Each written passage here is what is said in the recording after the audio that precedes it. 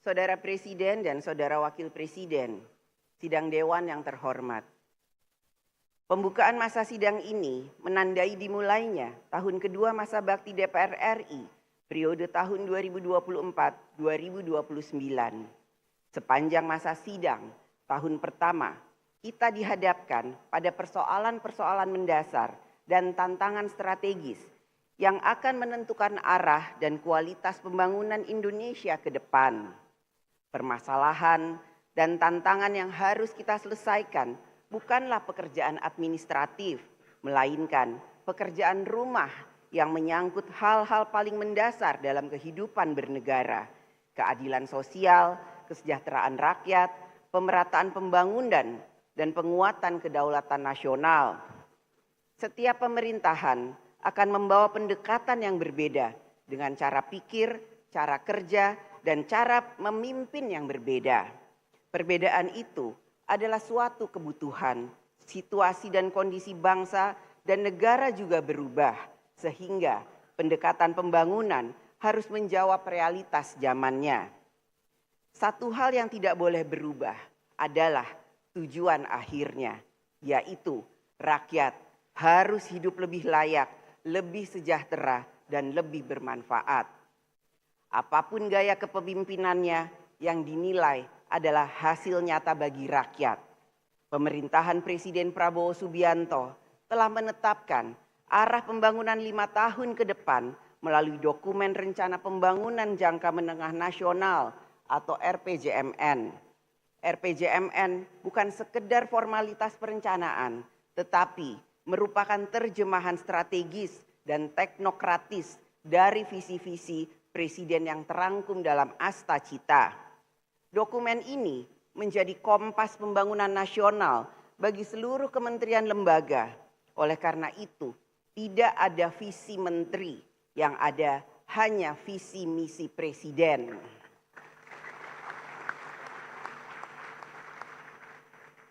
Pembangunan bukanlah proses yang instan. Tidak semua hasil pembangunan dapat dirasakan seketika. Pembangunan membutuhkan waktu, konsistensi, dan kesinambungan kebijakan. Kebijakan yang hanya berorientasi pada kepentingan sesaat, sebesar apapun tampaknya hari ini baik, akan tetapi dapat berisiko menjadi beban negara di masa depan.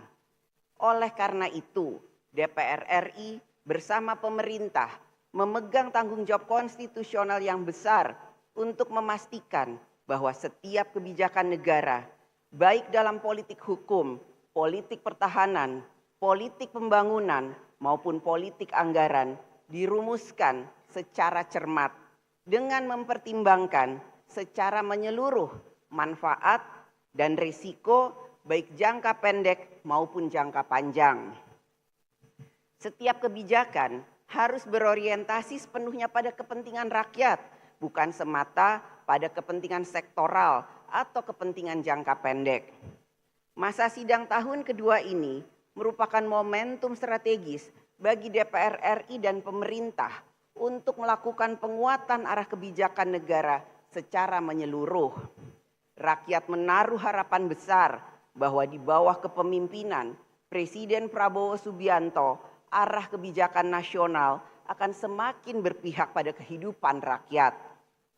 Dalam mewujudkan harapan tersebut, DPR RI melalui fungsi legislasi, fungsi anggaran, dan fungsi pengawasan akan menjalankan perannya sebagai mitra konstitusional pemerintah dalam mensukseskan pembangunan nasional.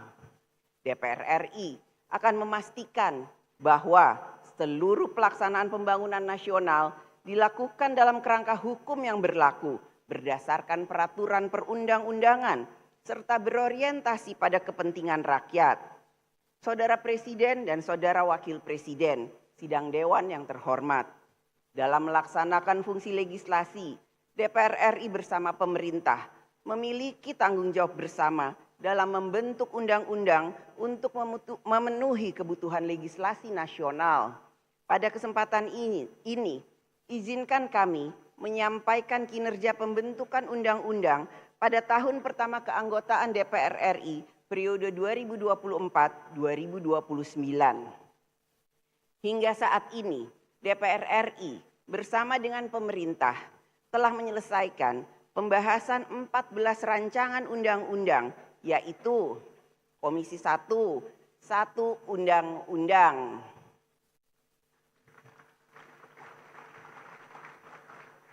Komisi 2, 10 undang-undang.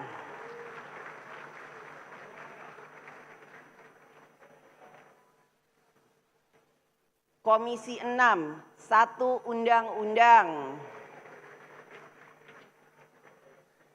Badan Legislasi, 2 undang-undang. Sedangkan komisi yang lain masih dalam tahapan pembentukan dan pembahasan rancangan undang-undang. Pada masa persidangan ini, DPR RI bersama pemerintah dan DPD RI akan memfokuskan pembahasan terhadap 11 rancangan undang-undang yang masih berada pada tahap pembicaraan tingkat 1. DPR RI akan selalu memprioritaskan pembentukan undang-undang yang berkualitas sehingga lebih mengejar kinerja kualitas daripada kuantitas. Dalam pembentukan undang-undang, DPR RI dan pemerintah sering berada dalam posisi di tengah-tengah berbagai subjek hukum yang memiliki kepentingan yang berbeda-beda. Seperti antara majikan dan pekerja, pengusaha dan konsumen, aparatur dan rakyat, penyedia jasa dan pengguna, serta berbagai relasi sosial lainnya. Seperti menjadi wasit di tengah pertandingan olahraga, semua pihak merasa benar. Dan kalau ada peluit dibunyikan, yang protes juga pasti banyak.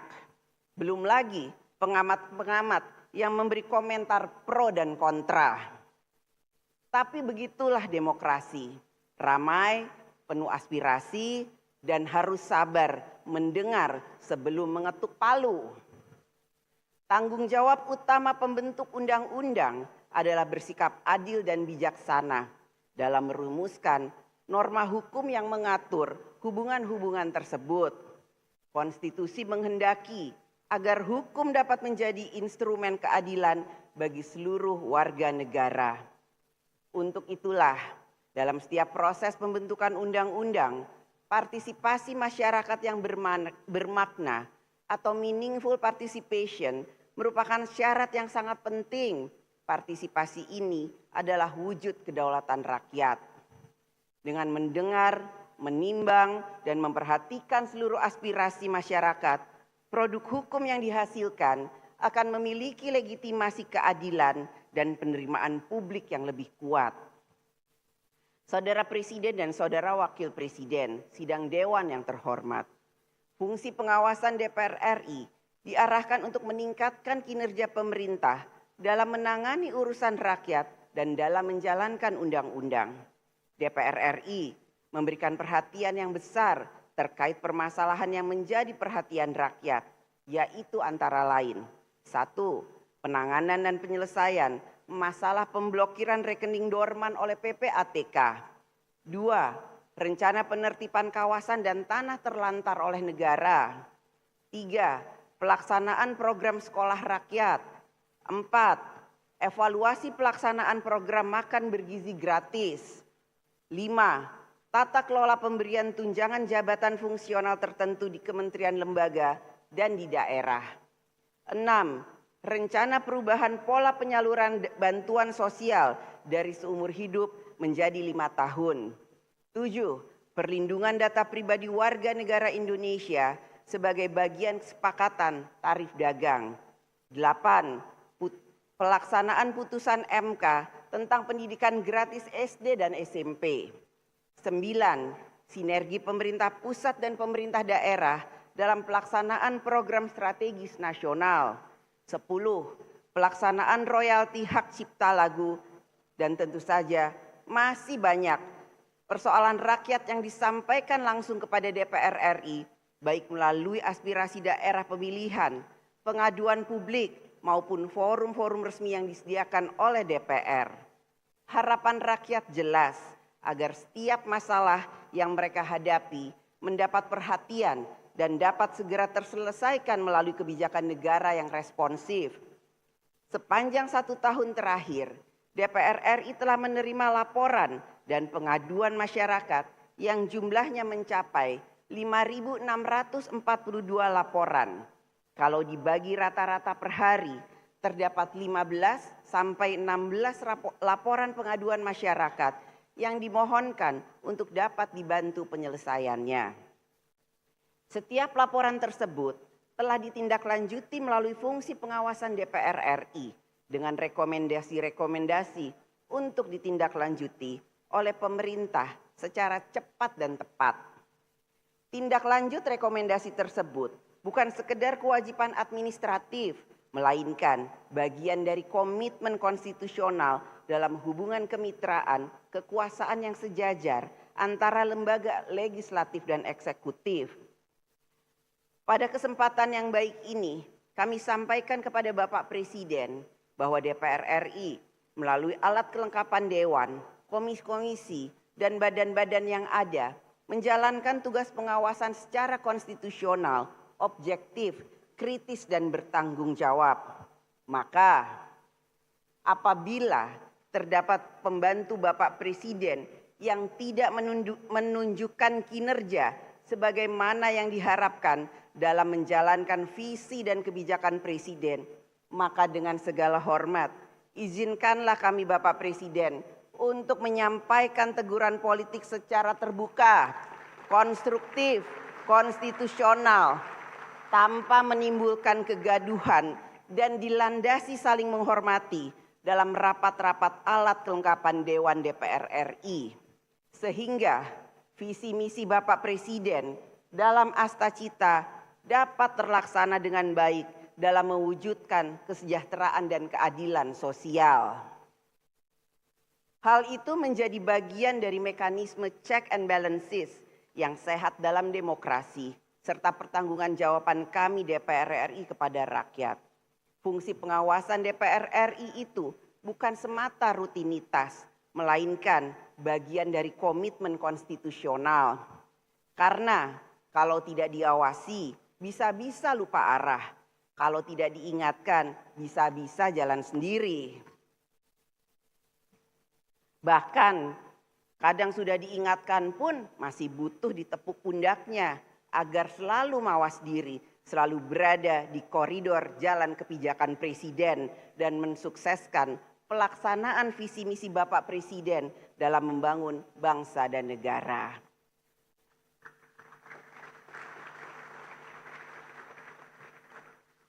DPR RI juga turut menjalankan peran diplomasi parlemen sebagai bagian dari upaya untuk memperkuat pelaksanaan kebijakan politik luar negeri Indonesia. Melalui instrumen diplomasi parlemen, DPR RI membangun komunikasi strategis dan kerjasama yang konstruktif dengan berbagai parlemen di dunia. Peran ini sekaligus menegaskan posisi strategis DPR RI yang tidak hanya bertindak sebagai representasi rakyat dalam kehidupan berbangsa dan bernegara di dalam negeri, tetapi juga sebagai wakil rakyat Indonesia dalam forum-forum global. Dalam situasi kondisi global yang tidak menentu, maka dibutuhkan sinergi eksekutif dan legislatif dalam memperjuangkan kepentingan nasional di kancah internasional. Peran diplomasi DPR RI juga memperjuangkan dan selalu memperjuangkan kemerdekaan Palestina dalam forum-forum internasional.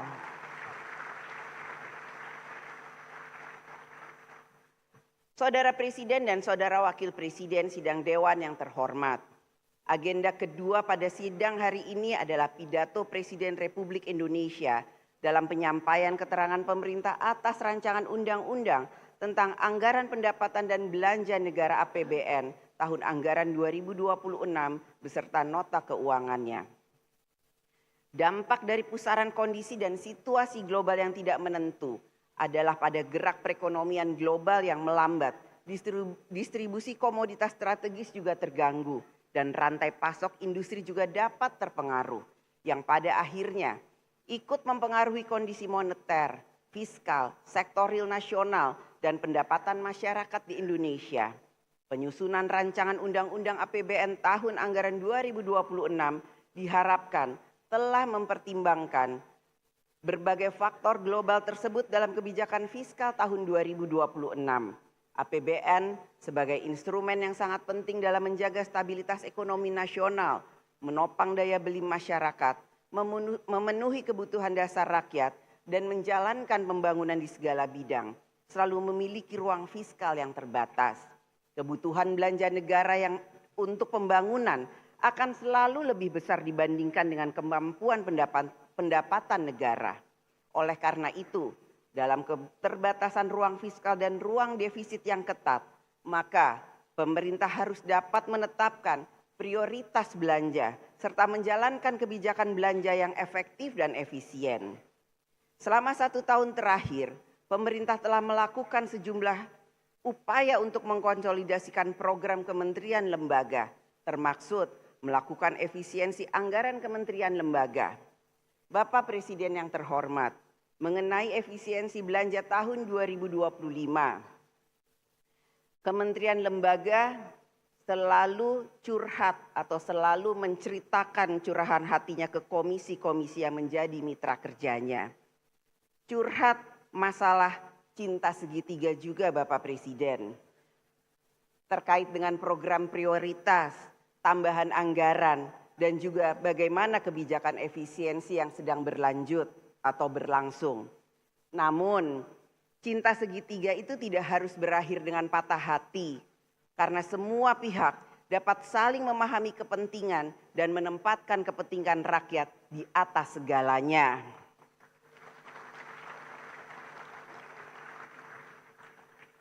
Upaya pemerintah menjalankan efisiensi sejalan dengan amanat Undang-Undang Keuangan Negara yang mengharuskan APBN dikelola secara efektif, efisien, tertib, transparan, memenuhi rasa keadilan dan rasa kepatutan. Pada masa sidang sebelumnya, DPR RI bersama pemerintah telah melakukan pembahasan dan menyepakati kebijakan ekonomi makro dan pokok-pokok kebijakan fiskal KEM-PPK FAPBN tahun anggaran 2026. Kesepakatan-kesepakatan tersebut yang akan menjadi dasar dari nota keuangan dan rancangan Undang-Undang APBN 2026 yang akan disampaikan oleh Bapak Presiden Prabowo Subianto. Di balik setiap pos anggaran APBN tersembunyi harapan jutaan rakyat. Apakah anak mereka bisa terus sekolah? Apakah rakyat bisa berobat? Apakah ada lapangan kerja? Bagaimana nasib petani, nelayan, buruh, dan lain sebagainya. Penyusunan dan pembahasan APBN bukanlah urusan teknis belaka, tetapi soal keadilan dan keberpihakan. Menjadi harapan seluruh rakyat Indonesia bahwa RAPBN tahun 2026 yang akan disampaikan oleh Bapak Presiden Prabowo Subianto hari ini dapat semakin memudahkan hidup rakyat. Begitu juga harapan dari seluruh provinsi dan kabupaten kota agar APBN tahun anggaran 2026 dapat ikut memperkuat pembangunan di daerah. Pidato Bapak Presiden hari ini yang memuat nota keuangan dan rancangan Undang-Undang APBN tahun anggaran 2026 kiranya akan dapat menjadi sumber semangat dan optimisme nasional bahwa di tengah situasi global yang penuh ketidakpastian, Indonesia memiliki arah yang jelas, memiliki harapan yang cerah, semangat gotong royong, dan memiliki tekad untuk selalu maju bersama-sama untuk Indonesia.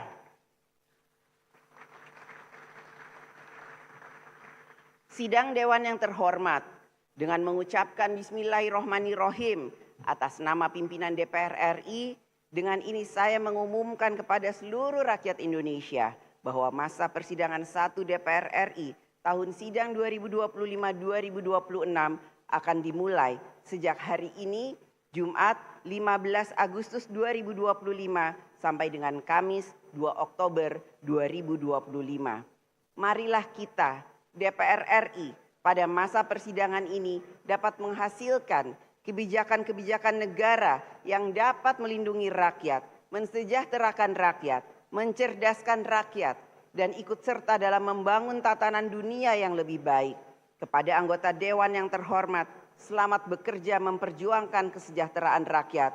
Semoga Allah Subhanahu wa Ta'ala, Tuhan yang Maha Esa, memberikan rahmat dan bimbingannya kepada kita semua.